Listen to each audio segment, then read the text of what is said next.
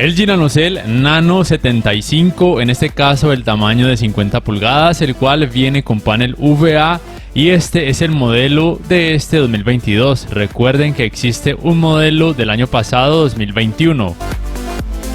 Lo primero que deben saber es que por supuesto este Smart TV incluye el Magic Remote, el cual tiene el diseño prácticamente igual al del modelo del año pasado. Lo único que cambia es el botón del asistente de voz Amazon Alexa.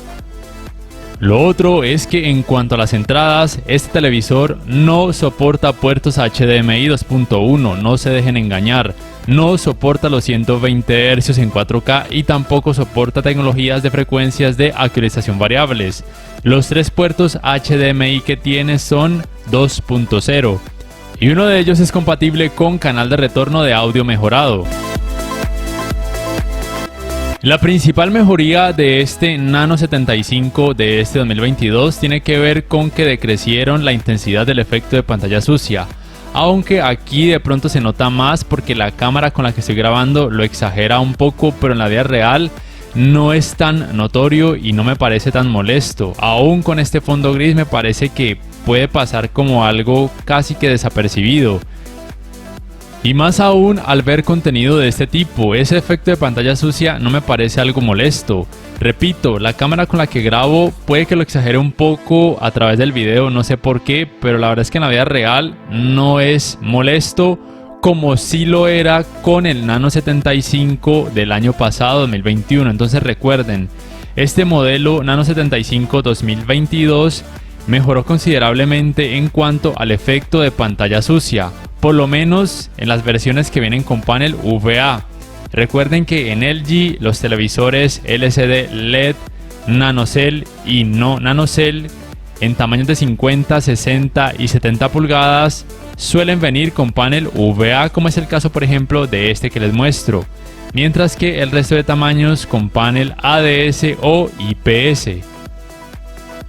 La otra mejoría que recibió este modelo Nano 75 2022 tiene que ver en cuanto a su cantidad de brillo. Por lo menos en rango dinámico estándar alcanza 265 nits, mientras que el modelo del año pasado 244 nits. Y en alto rango dinámico este modelo 2022 alcanza 283 nits y también con el modo juego, mientras que el modelo del año pasado 271 nits también con el modo juego. Esos valores los tomé con el modo de imagen cine, porque por ejemplo con el modo de imagen vívido puede alcanzar una mayor cantidad de brillo de casi 350 nits, pero las medidas recomendadas son principalmente ya sea con el modo de imagen cine o con el Filmmaker Mode. Ahora bien, en cuanto a colores, diría que hace un muy buen trabajo. No sabré decirles si es mejor o peor al modelo del año pasado porque ya no lo tengo, pero puedo decirles que está muy bien. Colores naturales, que es la principal ventaja de la tecnología de color NanoCell. Muy buena precisión de colores. La verdad es que en este apartado me parece que hace un muy buen trabajo. Pero para quien quiera colores ultra mega saturados, pues simplemente no va a ser la mejor opción.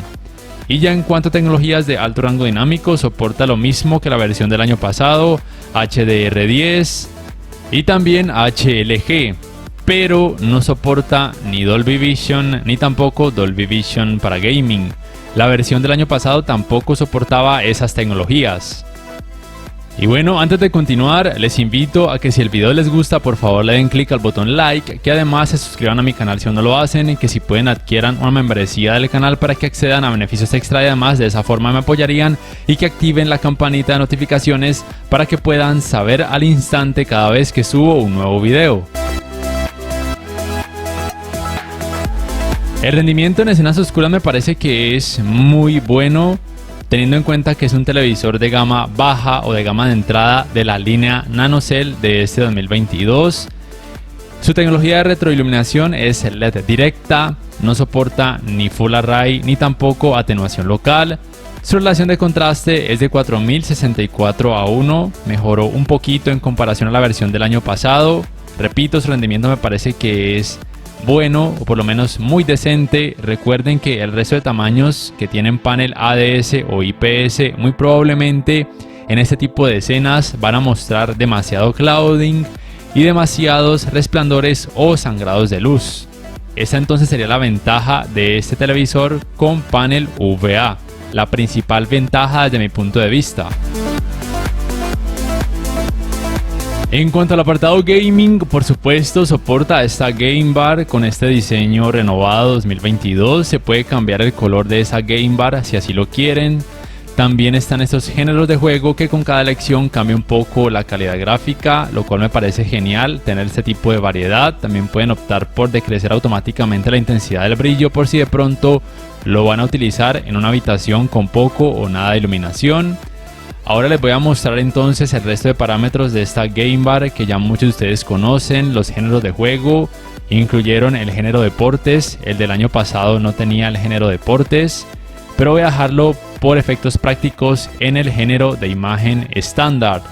También pueden acceder al estabilizador de negros o estabilizador de blancos para mejorar rendimiento en escenas oscuras o con claridad respectivamente, y modificar otros parámetros desde esta Game Bar, como por ejemplo el mapeo de tono HDR, que en este caso en HGIG o HDR Gaming Interest Group me parece que sí mejora considerablemente la cantidad de brillo y contraste.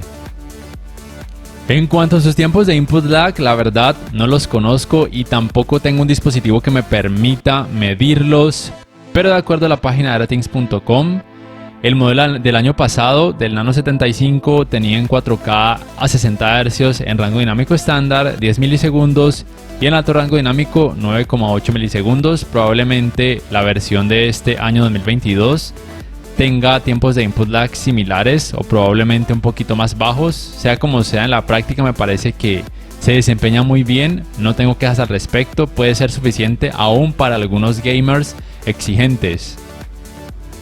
Ahora bien, aun cuando tenga una cantidad de brillo relativamente baja, recuerden 283 nits en HDR con el modo juego, me parece que las escenas que tienen partes oscuras lucen muy bien, con mucha facilidad para notar detalles, y es principalmente gracias a que tiene panel VA. Además recuerden que no van a notar tanto efecto clouding, ni tampoco de resplandores o sangrados de luz.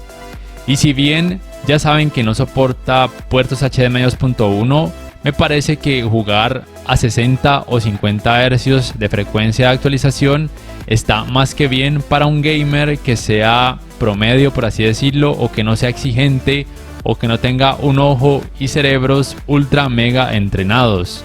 Y en cuanto a calidad gráfica, colores, me parece que muestra muy buenos resultados. Recuerden, colores naturales, alusivos probablemente en algunos casos a lo que se podría disfrutar en la vida real. Tengan presente que quien quiera colores más saturados les tocaría irse por otras tecnologías de color. Y en cuanto a tiempo de respuesta, tampoco lo conozco y tampoco tengo un dispositivo que me permita conocerlo, pero probablemente si la versión del año pasado tenía 15,9 milisegundos, en la versión que tiene panel ADS probablemente este tenga un tiempo de respuesta muy similar, también entre 15 y 16 milisegundos. Me parece que en este apartado gaming se desempeña de una forma muy decente en cuanto a manejo del movimiento y fluidez.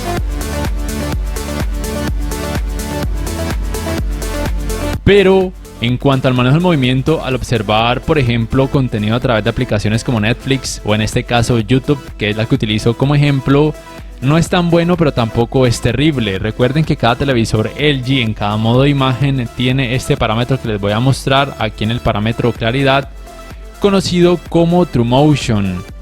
En este caso he notado de pronto artefactos, aunque no me parece algo terrible. Pueden colocarlo en selección de usuario y modificar este parámetro de Jutter de forma manual hasta que noten los resultados que deseen, o por ejemplo probar con el movimiento suave, donde me parece que muchas veces, en la mayoría de las ocasiones, con escenas con varios de cámara o muchos movimientos rápidos, muestra muy buenos resultados. No perfectos, pero sí muy buenos.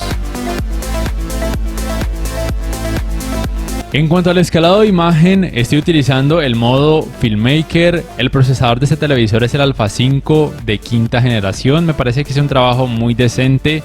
Recuerden simplemente lo que siempre les digo, que ningún televisor 4K actual, ni siquiera aquellos de gama alta, van a mostrar contenido en 4K cuando la resolución de ese contenido sea muy baja. Sin embargo, a partir de 1080p o Full HD, el trabajo de escalado de imagen me parece que es muy bueno. De hecho, el contenido pareciera que tuviera un poco más de resolución y no se van a notar partes pixeladas, pero aún así no se va a alcanzar a mostrar en 4K.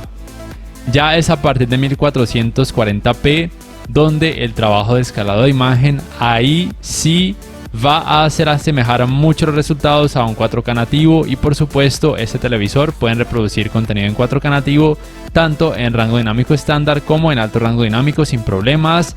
Recuerden simplemente tener una muy buena velocidad de descarga de internet en sus hogares, de por lo menos 60 megas dedicadas solamente al televisor, para poder reproducir contenido de alta resolución a través de aplicaciones como Netflix, YouTube, Amazon Prime, entre otras.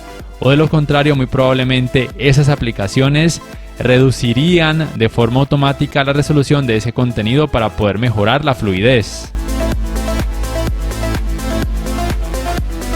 Los ángulos de visión, por supuesto que no son buenos. Ya muchos de ustedes saben que es la principal desventaja de los televisores con paneles VGA, que los colores pierden volumen o lucen blanquecinos cuando su pantalla se observa desde un ángulo muy pronunciado, pero recuerden que la principal ventaja es que tienen mejor rendimiento en escenas oscuras en comparación a televisores con paneles IPS, ADS o PLS. El manejo de los reflejos no es que sea muy bueno, pero tampoco es terrible. Esto es debido a que tiene una cantidad de brillo relativamente baja y que tiene panel VGA, y eso tampoco le ayuda, pero repito, no es terrible. Sí que es cierto que es mucho más recomendado para una habitación oscura porque tiene muy poco efecto clouding y casi nada de sangrados de luz. Es decente para una habitación iluminada con focos de luz, pero no lo es para una habitación que reciba mucha luz natural a través de las ventanas. El calentamiento en pantalla luego de casi 2 horas de utilizarlo sin parar, también por supuesto con videojuegos, es relativamente bajo, era lo esperado, tiene poca cantidad de brillo, no tiene tecnologías gaming avanzadas, me parece que está muy bien. Ese calor que genera no es exagerado, lo cual me parece genial. En cuanto al apartado Smart, el sistema operativo es por supuesto WebOS propio de esta marca, la fluidez es buena, este es el menú principal, el Control Magic hace todo mucho más fácil en cuanto a navegación. En cuanto a apertura de aplicaciones y carga de videos se desempeña muy bien, pero cuando abren muchas aplicaciones al mismo tiempo, cuando por ejemplo saltan de una a otra aplicación, a veces se puede ralentizar un poco, aunque nada alarmante, pero en general me parece que su fluidez es muy decente. Y en cuanto a asistentes de voz, por lo menos aquí en Colombia solamente soporta el Amazon Alexa y el asistente de voz propio de la marca LG. No soporta el asistente de Google, aun cuando en el Magic Remote esté el botón para ese asistente de voz. La verdad no sé por qué no lo soporta. Mientras que en el resto de países sé que sí soporta el asistente de Google. También es compatible con la función de compartir pantalla, ya sea que utilicen dispositivos Android o también dispositivos Apple, ya que soporta la función de AirPlay. Pero no es compatible ni con Multiview, ni con Picture in Picture, ni tampoco con pantalla superpuesta. La tienda de aplicaciones es por supuesto la LG Content Store, que es propia de este sistema operativo WebOS, es relativamente amplia, pero lo que deben tener en cuenta es que obviamente a este televisor no se le pueden instalar archivos APK porque simplemente no es Android TV. Si no encuentran la aplicación que quieren en esta tienda, simplemente no la pueden instalar de ninguna otra forma. Y en cuanto a espacio de almacenamiento, es de 2048 megas, que puede ser más que suficiente para casi cualquier usuario. En cuanto al navegador internet, recuerden primero que aquí el efecto de pantalla sucia está siendo exagerado por la cámara con la que grabo, porque en la vida real no es tan molesto, no es tan notorio. Este navegador de internet cuenta con esta función que es una especie de mini Picture in Picture, que pueden visualizar algo conectado a alguna entrada HDMI en esta pantallita y en la otra pantalla leer algo de alguna página web. Este navegador de internet también por supuesto soporta búsqueda por medio de comandos de voz, que es muy precisa la mayoría del tiempo. La apertura de páginas web es relativamente rápida, aunque también depende de la velocidad de descarga de internet que tengan en sus hogares.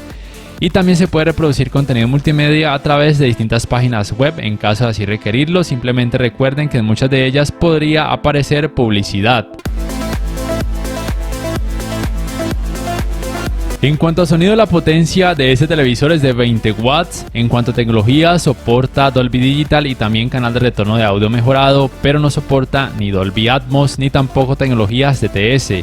Y en cuanto a su rendimiento, me pareció que es muy bueno para ser un televisor de gama de entrada de la línea NanoCell de este 2022. Al final de este video, en unos segundos, van a poder juzgar eso por ustedes mismos.